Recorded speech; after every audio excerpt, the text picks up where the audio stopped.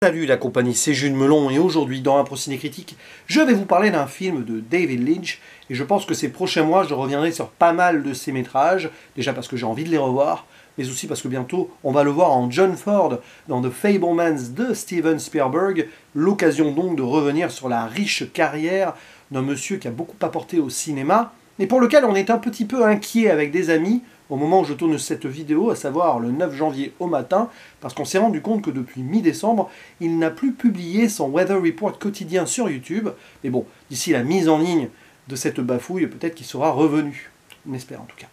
Mais ici, concentrons-nous donc sur son quatrième long métrage, sorti en 1986, Blue Velvet, après Eraserhead, Elephant Man et Dune, dont j'ai déjà parlé sur la chaîne. Il nous revient ici aux sources avec clairement le début du véritable cinéma lynchien. Et au casting, il rappelle à ses côtés Kyle MacLachlan, qu'il avait rencontré donc, et choisi pour Dune, et qui deviendra son acteur fétiche. Et pas mal de rencontres aussi sur ce projet, à savoir Laura Dern, toute jeune à l'époque, et qui deviendra la chouchou de David Lynch sur plusieurs œuvres plus tard. Et aussi musicalement, Angelo Badalamenti compose la bande-son, lui qui nous a quittés en 2022, tout comme Julie Cruz malheureusement, qui ici est utilisé le temps d'un morceau, et qui a été ensuite pas mal dans Twin Peaks, mais bon, ces deux artistes ne sont plus là depuis quelques mois. C'est vrai que David Lynch a eu une année 2022 compliquée à ce niveau.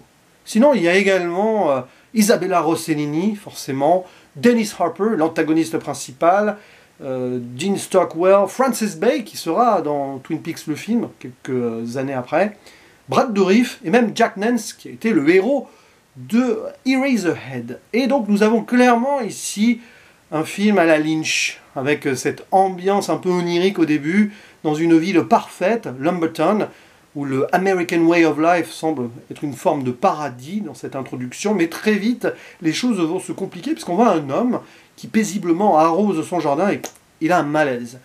Et ensuite, donc, le retour du fils de cet homme, qui vient au chevet de son papa, et qui va ensuite découvrir dans la nature une oreille découpée, qu'il va ramener à un inspecteur. Et donc, ce jeune garçon, qui doit avoir à peu près la vingtaine, Jeffrey Beaumont, interprété par Kyle MacLachlan, tout innocent comme ça, va s'intéresser à ce mal étrange et faire une enquête afin de trouver à qui appartient cette oreille et ce qui se passe derrière. Et il va embarquer dans cette curiosité presque malsaine une fille qu'il a aimée plus jeune, la fille de l'inspecteur d'ailleurs, Sandy, qui lui donne des détails sur l'enquête parce qu'elle a écouté son père et tout. Un petit peu de voyeurisme dans ce métrage quand même. Et les deux vont donc essayer d'en savoir plus, surtout lui, et Sandy va l'épauler. Et forcément, entre les deux, la flamme va se raviver et peut-être une romance, une histoire d'amour va prendre place. Donc vous l'avez compris, il s'agit ici d'une œuvre en mode enquête policière, mais qui parle de la mort, de l'amour, du mal, et de pas mal de choses, dans une ambiance assez éthérée, presque comme un rêve éveillé, comme c'est souvent le cas dans le cinéma de David Lynch. Et j'avais déjà vu Blue Velvet il y a plusieurs années. Je vous l'avoue, cette relecture, pour moi, a transcendé encore plus les choses, même si j'apprécie tout autant le film, pas forcément beaucoup plus, il m'avait marqué à l'époque, mais là, c'est autrement. Forcément, quand on a les clés de l'œuvre Lynch, on y voit beaucoup plus de choses. Quand j'avais découvert Blue Velvet, je n'avais vu, je crois, que Mulholland Drive et Twin Peaks. Je ne suis pas sûr, enfin peut-être si, il y a aussi une histoire vraie que j'avais vue. Mais ça, c'est un film un peu à part, mais très lynchien aussi, on y reviendra un jour, forcément, d'ici quelques mois, je pense. Et là, il y a quelque chose d'extraordinaire dans Blue Velvet, parce que, rêve ou réalité, le mal, l'amour, tout ça, oui, mais ce n'est pas l'œuvre complexe qu'on a l'habitude de voir chez David Lynch, même si ça en a l'air. Il y a pas mal de faux semblants, et je la trouve hyper lisible, cette intrigue-là. Il n'y a pas vraiment de suspense, ou du moins il y a du faux suspense. Oui, qui appartient à cette oreille, la révélation ultime n'est pas hyper extraordinaire. Le propos est ailleurs. Ici, on a David Lynch qui nous déconstruit un paradis sous forme de rêve qui s'écroule. Et on va voir un jeune homme qui donc est complètement immaculé, hein. Il a cette innocence, cette naïveté-là, qui va être confronté pour la première fois au mal ultime dans sa vie, mais aussi à une forme de perversité, de voyeurisme. en rencontrant donc cette chanteuse Dorothy Valence, qui est au centre donc du mystère, qui ne va pas bien, qui se fait tout simplement agresser, violer par un méchant qui détient visiblement des personnes qui lui sont chères, donc il y a un truc très traditionnel là-dedans, hein. Et donc Jeffrey, ce jeune garçon, va vouloir l'aider, et il va se mettre en danger. Mais en se confrontant au mal, en l'affrontant, il va évoluer et rentrer dans la réalité des choses. En fait, d'habitude chez David Lynch, on a un côté réel, on va peut-être plutôt aller dans le rêve. Enfin, le lien entre rêve et réalité est toujours très diffus. Et là, en fait, on entre dans un monde de rêve pour ensuite faire face à cette terrible réalité. Et David Lynch veut nous montrer tout simplement que les apparences sont trompeuses, que dans ce qui paraît beau et parfait, derrière, si on creuse un peu, ça peut être le mal total, et il faut savoir faire face à celui-ci pour ensuite l'éradiquer et progresser et évoluer. Et j'y reviendrai d'ailleurs sur la fin, en faisant une toute petite zone spoiler minuscule, parce qu'il y a un message assez important selon moi. Et bien sûr, on va suivre donc ce parcours, et Kyle MacLachlan est parfait, hein. Déjà dans Dune, il avait ce côté un peu naïf, qui va être confronté à de grands enjeux qui vont le dépasser. Ben là c'est pareil. La relation que donc cet acteur qu'on apprécie énormément entretient avec Laura Dern, donc leurs deux personnages, est magistrale, et on sent d'ailleurs cette connivence-là qui est très très bien. D'ailleurs, des moments de poésie à travers le personnage de Sandy, donc, qui va déclamer à un moment des magnifiques vers, etc., qui est la représentation de l'amour, du bonheur parfait, mais c'est un petit peu on va dire, la chose qu'il doit atteindre. Il doit passer toutes ces épreuves, en fait, c'est la quête du héros, hein, presque. Jeffrey Beaumont ici, il doit passer toutes ces épreuves pour pouvoir l'atteindre et l'obtenir. Sandy, enfin peut-être espérer vivre heureux avec l'amour de sa vie.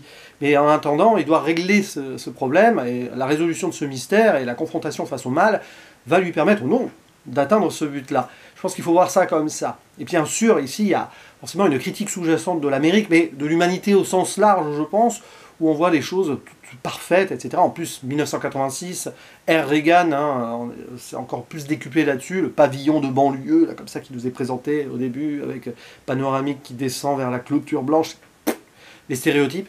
Et bien derrière tout cela se cache quelque chose d'assez indicible, d'horrible.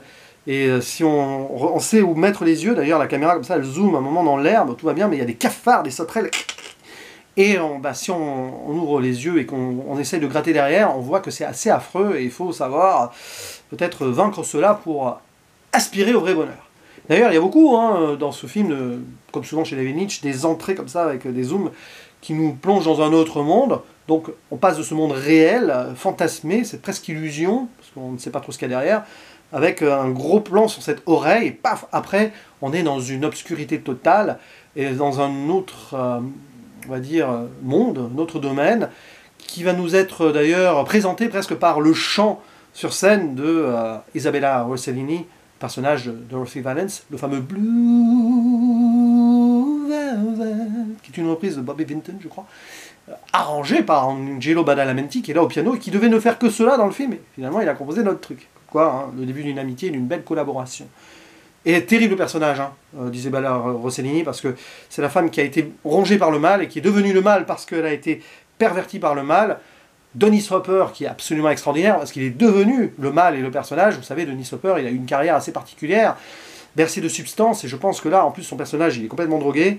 Il s'est mis vraiment dans la peau de son personnage, et peut-être que d'ailleurs, déjà à cette époque, enfin encore à cette époque, il était toujours très très accro à pas mal de trucs, donc c'est assez méta à certains moments.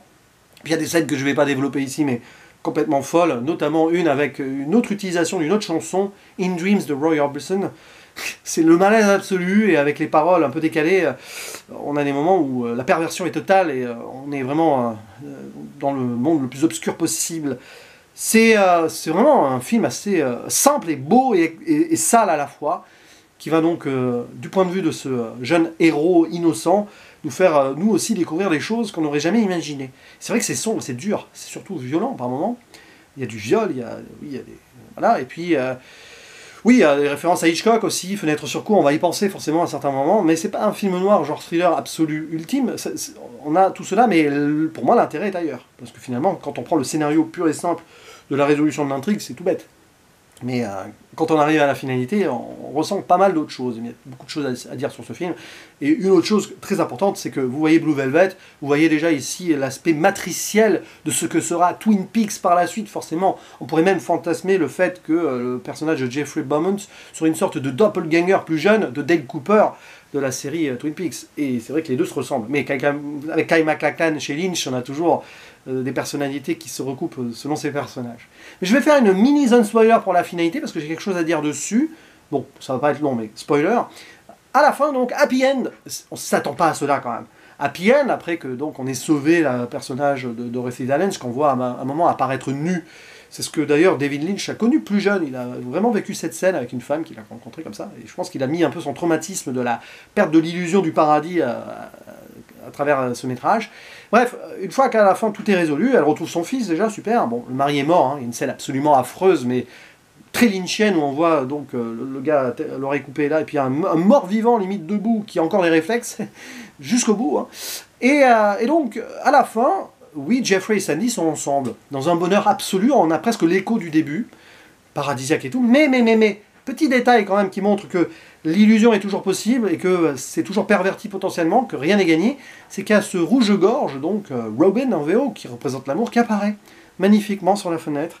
Et on a un vrai gros plan dessus, et on voit que c'est un truc en plastique, fake, qui a un cafard dans la bouche. Donc déjà, ce côté, même dans le bonheur, il y a quand même encore un truc qui représente la mort, mais aussi le côté fake montre qu'on est dans une magnifique illusion happy end qui est potentiellement fausse malgré tout.